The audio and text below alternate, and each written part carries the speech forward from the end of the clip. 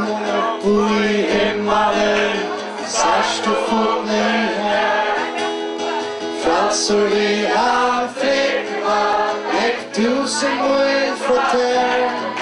Han bröjer så i närvandrar ut, vattrar där farväl. Ta ferien är att ända, du att det fotlen ser.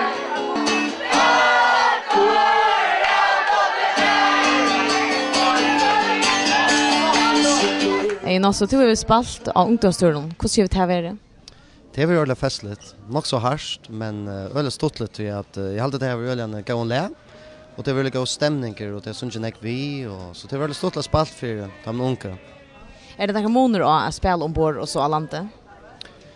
Ja, det alltid ja. Det verkar som att stämningen är mer uppkokad här på en tack som folk släpper inte stäna så allt 4 gånger samma stä. Så det blev nog snack såna. Jag ska inte inlasta aggressioner men kanske ta motsatta. Nog så syndra över sig. Vad tänkte du annars om turen som helt?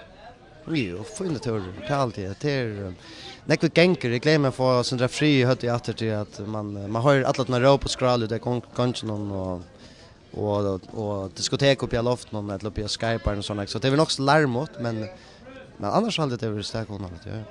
Är du spalta ungdomstur för? Nej, jag har inte spalt ungdomsturer alltid, men jag har spalt till mön öronturen, vanlig turen och forskjellig sån.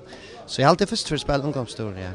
Och det månader att spela ungdomsturer och öronturen? Ja, det månader. Jag ser folk ner i morgon garvet än resten av folken så det mest ska om månader. Det löver dem.